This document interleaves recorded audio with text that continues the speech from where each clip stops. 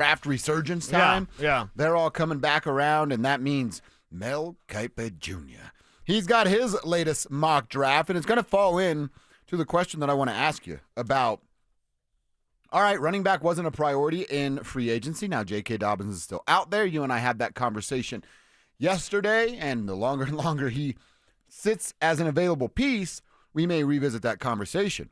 But I started to think to myself, all right, outside of running back, we know they still need that. You believe that will be the target, and I don't know how anybody can't believe that at this point in the draft. And at pick number 20 right there. But what do we look at, after these running back conversations? And we're going to get into Mel's piece, what it means for their draft pick. But like D-line depth, cornerback depth, where do you rank that? I think we'd all rank running back above that. But you know what I started to think about? Do we rank defensive line depth and cornerback depth over another running back? A tight end in the draft despite having Evan Ingram? Yeah. Like, where is your pecking order? And I know best player available, right? Sure, yes. But like position of need, where is your pecking order now that tight end is here in Evan Ingram, and we know they're going to get a starting running back in the draft? You already have to start thinking about your next version of Bo Nix 2.0. Because right now you've got the guys around Bo, and it's Cortland, and it's Evan Ingram. Okay, what about when they're done? Who's next? Yeah.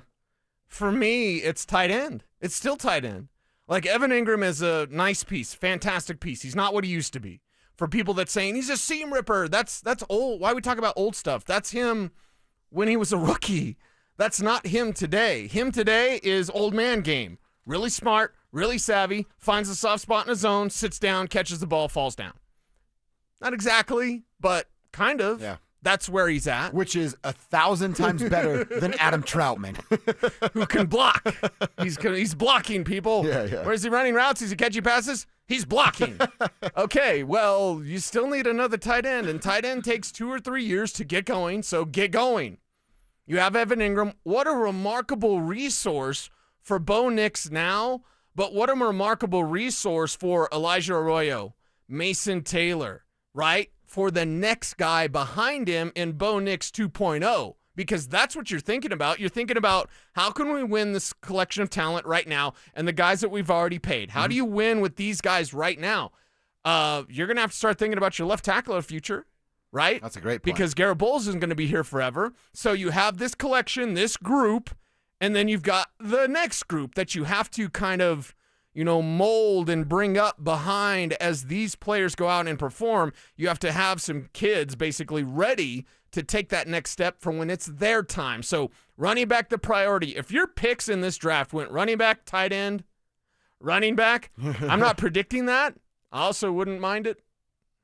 No, not at all. And look, I'm with you on tight end. It's still a pretty big priority for me. Mm-hmm. And as far as like defensive line depth, I mean, you did bring back DJ Jones. We'll see what happens with contract extensions for guys like Zach Allen and JFM. But if you really wanted to kick the can down the road, you could on both of those players, and then it becomes a priority in next season's offseason via free agency or the draft. I would do it. I still think running back ×2 and one more tight end is more important to me than a defensive line piece or cornerback depth. Right. Because we both have questions about Riley Moss. We both like Riley Moss. Yes. But there's still some work to be done as far as proving Availability. We also like Chris Abrams-Drain, who's behind him. But right. you also have to prove it because we have a very small sample size He's there. a different style corner as well. But they're depth pieces. With running back, I mean, we're talking about a starter. You got to find a starter now. Right here, right now. Right. And with tight end, if they go get one of these guys at 51 or 85, wherever they're at in the second or third round, you're exactly that. It's Evan Ingram's the man, but there are multiple opportunities, sets, formations that are going to have those two tight ends and not be Adam Troutman out there just to block and take up space. That development process would start immediately, and he'd be given the luxury of time. I'm talking about the tight end because Evan's here for a couple of years. I want George Payton to be a hoarder. Make sure I enunciate that correctly. Yeah. A hoarder. I want him to be a hoarder because this year, running back depth is off the charts in the draft. Tight end depth is off the charts in this draft. Defensive tackle, I'll get you Jordan Phillips in the 3rd or 4th round who can start day one, Maryland kid. Yeah. Right? Amazing talent. So that's thick. I want George Payton trading next year's picks for more picks this year. I want every pick to be from the deepest part of this class. If you went running back, tight end, defensive tackle, and then your next 3 picks were running back, tight end, defensive tackle, I'm fine with that because they're the deepest part. And next year's draft is not good. There will be stars, there will be some players, but next year's draft is lean, very thin. So where it's thickest, you got to go for that thick stuff, girl. So I think George Payton this year, running back, tight end, defensive tackle. Do it again. Running back, tight end, defensive tackle. They've got 6 picks, right? So they have 7 picks. 7 picks. Another running back, another tight end, maybe a wide receiver, whatever. But from those thickest parts and the best parts of this class, I want you to collect as much as possible. Well, with Mel Kiper's latest mock, the Broncos would be in an interesting spot at number 20 because some of the targets and what George Payton tell you at the combine, there's 4. We're going to have 4 guys available or in our crosshairs that we like. Well, they're going to be down to their 4 here. Because at number 6 in Mel's latest mock, well, and by the way, let's go quickly. Cam Ward, number 1. Abdul Carter, number 2. Shador ends up in New York City. The Patriots land Travis Hunter. Be a very smart play by the Patriots. And then we're down to 6 here. Ashton Jeanty off the board. The Raiders get Ashton Jeanty. Tyler Warren off the board. The Jets get Tyler Warren. This is where it gets a little weird. Number 9, New Orleans. Jackson Dart, number 9. That would be par for the course for the New Orleans. The start Saints. love is very, very strange. It's very strange. strange. Don't believe in it. Don't believe in him. Number 12, because Genty's off the board, Omarion Hampton goes to Dallas. Now, all right, is Colston still around? Nope. Colts select him at 14 because Tyler Warren was taken by the Jets at number 7. Yep. So we keep scrolling. We're scrolling. We get down to number 20 with the Denver Broncos, and I can't believe it, but T-Mac is still on the board. Tetero McMillan. And that's exactly where the Broncos go. Tetero McMillan, the wide receiver out of Arizona, who, Cecil, I know you believe, I believe, and a lot of these draft experts out there believe, day one ready, impact playmaker upon arrival. If T-Mac fell into your lap, you're talking about best player available. Yeah. Is he not that? Yeah, it changes things because he should be a top 10 pick.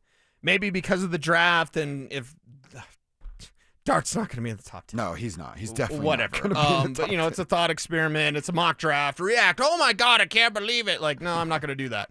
But T-Mac shouldn't be there. So when a guy that's not supposed to be there is there, yeah, you take him. And this isn't the Bradley Chubb thing. And Elway, I don't want to say he lied, but when he's like, none of our mocks had Bradley Chubb falling to us. There's a thing called the internet.